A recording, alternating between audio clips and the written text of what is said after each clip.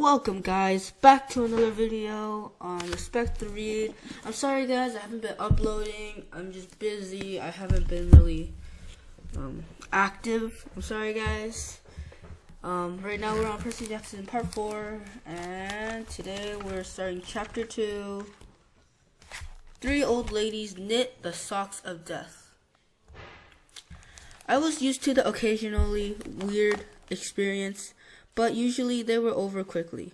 This 24/7 hallucination was more than I could handle. For the rest of the school year, the entire campus seemed to be playing some kind of trick on me. The students acted as if they were completely and totally convinced that Mrs. Kerr, a perky blonde woman whom I'd never seen in my life until she got on our bus at the end of the field trip, had been our pre-algebra teacher since Christmas. Every so often, I would spring a Mrs. Dodge reference on someone, just to see if I could trip them up, and they would just stare at me like I was a psycho. It got so I almost believed them. Mrs. Dodge had never existed. Almost. But Grover couldn't fool me. When I mentioned the name Dodge to him, he would hesitate, then claim she didn't exist. But I knew he was lying. Something was going on. Something had happened at the museum. I didn't have much time to think about it during the days, but at night, visions of Mrs. Dodge with talons and leathery wings would wake me up in cold sweat. The freak weather continued, which didn't help my mood. One night, a thunderstorm blew out the windows in my dorm room. A few days later, the biggest tornado ever spotted in the Hudson Valley touched down only 50 miles from the Yancey Academy. One of the current events we studied in social studies class was the unusual number of small planes that had gone down in sudden squalls in the Atlantic that year. I started feeling cranky and irritable most of the time. My grades slipped from D's to F's. I got into more fights with Nancy Bubblefit and her friends. I was sent out into the hallway in almost every class. Finally, when our English teacher, Mr. Nicole, asked me for the millionth time why I was too lazy to study for the spelling tests, I snapped. I called him an old sot. I wasn't even sure what it meant, but it sounded good. The headmaster sent my mom a letter the following week making it official. I would not be invited back next year to Yancey Academy. Fine, I told myself. Just fine. I was homesick. I wanted to be with my mom in our little apartment on the Upper East Side, even if I had to go to the public school and put up with my obnoxious stepfather and his stupid poker parties. And yet, there were things I'd miss at Yancey. The view of the woods out my dorm window, the Hudson River in the distance, the smell of pine trees. I miss Grover, who'd been a good friend, even if he was a little strange. I worried how he'd survive next year without me. I miss Latin class too, Mr. Bruner's crazy tournament days and his faith that I could do so well. As exam week got closer, Latin was the only test I studied for. I hadn't forgotten what Mr. Bruner had told me about his subject being life and death for me. I wasn't sure why, but I started to believe him. The evening before my final, I got so frustrated I threw the Cambridge Guide to Greek Mythology across my dorm room. Words had started swimming off the page, circling my head, and the letters doing 180s as if they were riding skateboards. There was no way I was going to remember the difference between Chiron and Charon, or polydictes and polydeuces, and conjugating those Latin verbs. Forget it. I paced the room, feeling like ants were crawling around inside my shirt. I remember Mr. Bruner's serious expressions, his 1,000-year-old eyes. I will only accept the best from you, Percy Jackson. I took a deep breath. I picked up the mythology book. I'd never asked the teacher for help before. Maybe if I talked to Mr. Bruner, he could give me some pointers. At least I can apologize for the big fat F I was going to score on his exam. I didn't want to leave Yancey Academy with him thinking I hadn't tried.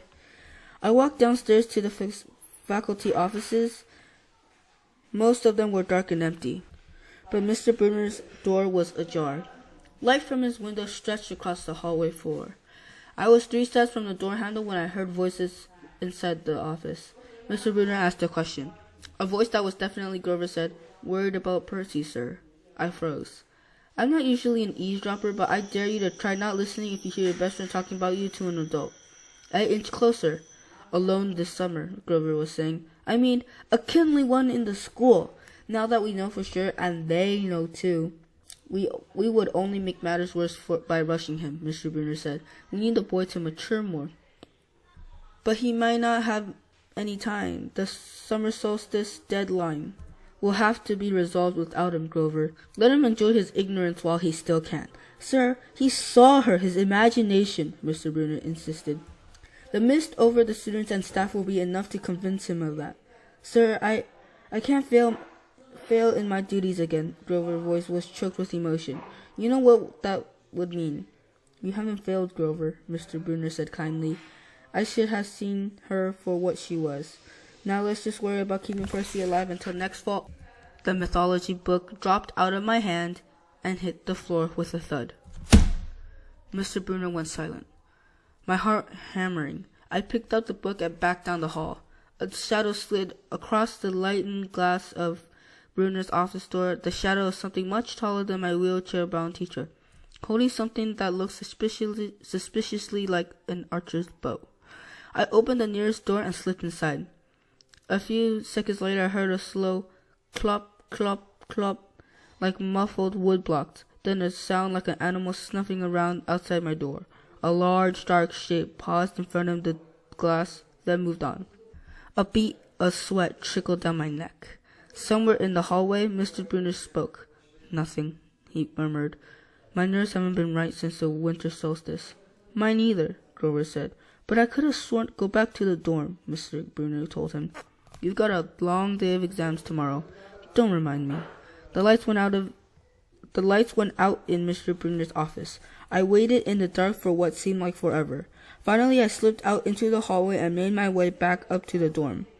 Grover was lying on his bed, studying his Latin exam notes like he'd been there all night. Hey, he said bleary-eyed. You gonna be ready for this test? I didn't answer. You look awful, he frowned. Is everything okay? Just tired. I turned so he couldn't read my expression and started getting ready for bed. I didn't understand what I heard downstairs. I wanted to believe I'd imagined the whole thing. But one thing was clear. Grover and Mr. Bruner were talking about me behind my back. They thought I was in some kind of danger. Alright guys, so that was the end of today's episode. I hope you guys enjoyed. So share, like, subscribe. Check out my first channel, Triple Fight. I do gaming. This one I read. I'm starting a new channel called Kill Switch Gaming. My uncle's gonna help me with it. I'll make a whole video explaining that later. Check out my sister's channel, Life as Eris. Check out Waterwell's channel, or Anderson as I know him. Hope you guys enjoyed. Hit that bell and hit that like and hit that subscribe button for more videos. And cut.